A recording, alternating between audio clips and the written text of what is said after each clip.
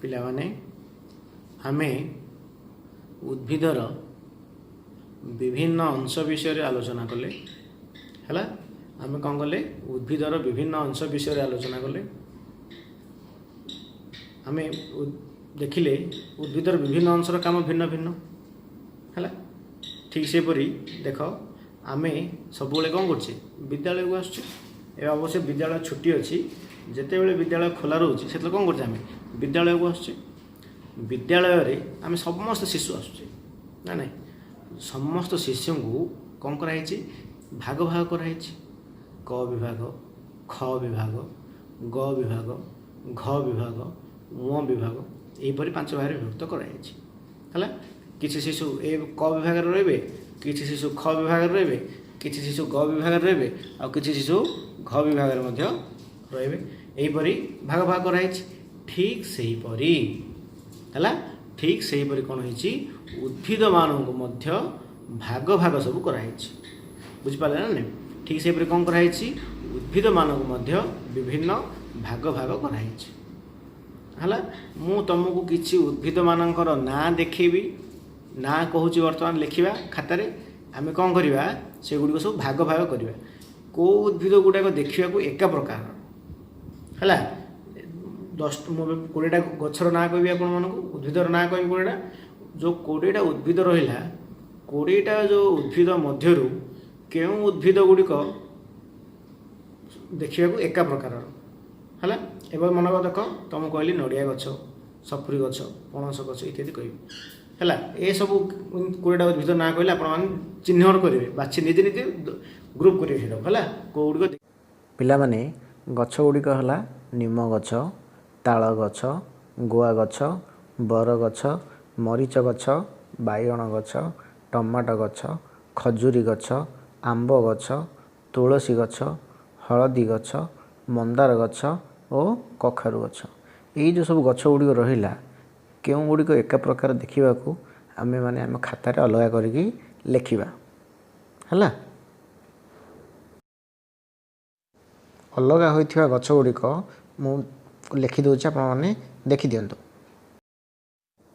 भाग 1 निम गछ आंब गछ बर गछ भाग 2 ताल गछ गुआ गछ खजूरी गछ भाग 3 लंका गछ टमाटो गछ बाइगण गछ भाग 4 तुलसी गछ हलदी गछ मंदार गछ भाग 5 कखारु गछ।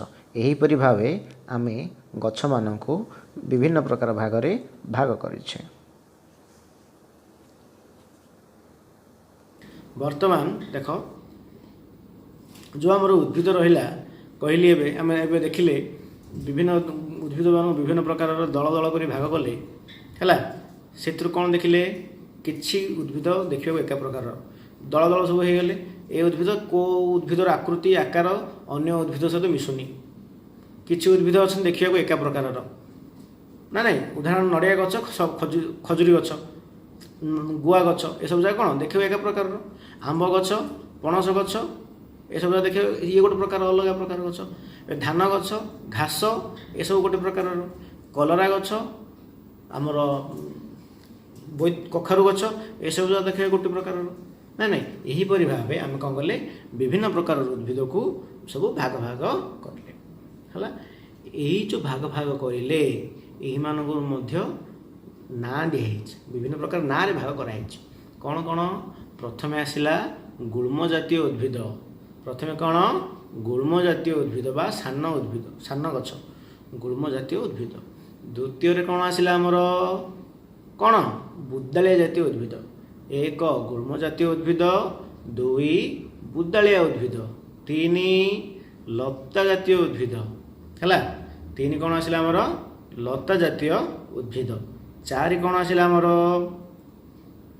वृक्ष बा बड़ गछ 4 आसला आमर वृक्ष बा बड़ गछ वृक्ष बा बड़ गछ पुणी आमर 2 प्रकार अच्छी है वृक्ष बा बड़ गछ आमर 2 प्रकार अच्छी कौन कौन गोटे है शाखा थिबा उद्भिद आ गोटे है शाखा नथिबा उद्भिद बुझिपारे ना गोटे है शाखा थिबा उद्भिद आ गोटे शाखा नथिबा उद्भिद एहीपरि भावे आम उद्भिद केते भाग विभक्त कले 4 भाग विभक्त कर वृक्ष बा बड़ गछ केते भाग विभक्त कले 2 भाग 1 शाखा थिबा उद्भिद दुई शाखा नथिबा उद्भिद बुझिपारे बिले। बर्तमान आम आलोचना करवा क्या विषय रे आसला प्रथम किए कही एक नंबर किए कही गुल्म है गुल्म विषय गुल्म विषय आलोचना करने पूर्व आपण मानक आउ कि उद्भिद मान चिन्हवाई जमी सहज हम किसी सम्यक धारणा दूसरी बोले मन देखी शुणा। आम उद्भिदर विभिन्न अंश विषय पढ़ते से कांड विषय पढ़ते ना नहीं। अच्छा कांडर काम कौन मन पकई कहल कौन कांडर काम कांडर काम है उद्भिद को माटी उपरे सीधा और दृढ़ भाव धरी रखे ना नहीं। कांडर काम कौन उद्भिद को माटी उपरे सीधा और दृढ़ भाव धरी रखे है। सही कांड को दुई भाग में विभक्त कराई केते भाग में दुई भाग में विभक्त कराई कौन कौन एक आसला सबल कांड दुई आसला दुर्बल कांड। अच्छा सबल कांड कौन दुर्बल कांड कौन सबल कांड कौन है जो गछर कांडटा उद्भिद को माटी उपरे सीधा और दृढ़ भाव धरी रखे ताको कहले कौन आम सबल कांड है। जो गछर कांड उद्भिद को माटी उपरे सीधा और दृढ़ भाव धरी रखे ताको कहले कौन आम सबल कांड। अच्छा सबल कांड जानले आम दुर्बल कांड कौन जो गछर कांडटा उद्भिद को माटी उपरे सीधा और दृढ़ भाव धरी रखी पारे नहीं ताहाको कहले कौन आम दुर्बल कांड। आउथर कही दूची जो उद्भिदर कांड उद्भिद से ही उद्भिदटा को माटी उपरे सीधा और दृढ़ भाव धरी रखी पारे नहीं बा जो कांडटी उद्भिद को माटी उपरे सीधा और दृढ़ भाव धरी रखी पारे नहीं ताहाको कहले कौन आम दुर्बल कांड।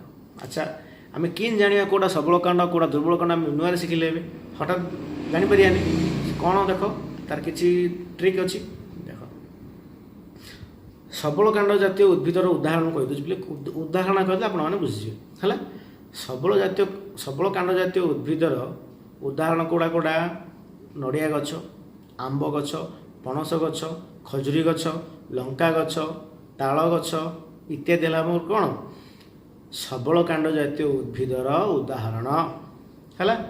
ठीक सेहीपरि दुर्बल कांडर उदाहरण कौन कौन कलरा गछ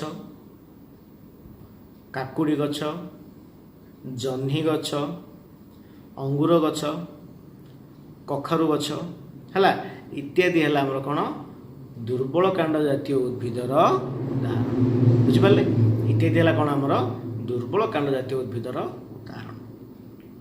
देख प्रथमे देखिले आम उद्भिद को चारि भाग में विभक्त करा जायछि एक आसला मन पकई दूसरी एक आसला कौन गुल्म दुई रे कौन बुदालिया तीन रे लता चारि रे वृक्ष बा बड़ गछ है। पुणी वृक्ष बा बड़ गछ को केते भाग विभक्त कले दुई भाग रे कौन कौन शाखा थिबा उद्भिद आउ शाखा नथिबा उद्भिद है कौन कौन शाखा थिबा उद्भिद आउ शाखा नथिबा उद्भिद है। तापरे देखिले आम कांड केते प्रकार कौन कौन कांड दुई प्रकार कौन देखिले कांड आमर दुई प्रकार कौन कौन एक आसला सबल कांड दुई आसला दुर्बल कांड। सबल कांड कौन जो गछर कांडटा उद्भिद को माटी उपरे सीधा और दृढ़ भाव धरी रखे ताहाकू सबल कांड कह जाए है। उदाहरण कहली आंब गछ पणस गछ नड़िया गछ खजुरी गछ इत्यादि। ठीक सेहीपरि दुर्बल कांड कौन दुर्बल कांड कौन जो गछर कांडटा उद्भिद को माटी उपरे सीधा और दृढ़ भाव रखिपारे नहीं है जो कांडटा उद्भिद को माटी उपरे सीधा और दृढ़ भाव रखिपारे नहीं ताहाको कहले कौन आम दुर्बल कांड बुझिपारे ताहाको कहले कौन आम दुर्बल कांड। आर उदाहरण कौन कौन कौन कलरा गछ खजुरी गछ सॉरी भूल कहली कलरा गछ जह्नी गछ कखारु गछ ଅଙ୍ଗୁର ଗଛ ଇତ୍ୟାଦି। ହେଲା, ବର୍ତ୍ତମାନ ଆମେ ଉଦ୍ଭିଦର ଶ୍ରେଣୀ ବିଭାଗ ପାଠ ବିଷୟରେ ସମ୍ୟକ୍ ଜ୍ଞାନ ଆହରଣ କଲେ। ବିଭିନ୍ନ ପ୍ରକାର କାଣ୍ଡ ବିଷୟରେ ବା କାଣ୍ଡକୁ କେତେ ଭାବରେ ବିଭକ୍ତ କରାଯାଇଛି ଓ କ'ଣ କ'ଣ ସେ ବିଷୟରେ ଆଲୋଚନା କଲେ। ବର୍ତ୍ତମାନ ମୋର ଆପଣଙ୍କୁ କିଛି ପ୍ରଶ୍ନ ରହିବ, ଯାହାର ଉତ୍ତର ଆପଣମାନେ ସାରାଂଶ ଖାତାରେ ଲେଖିବେ।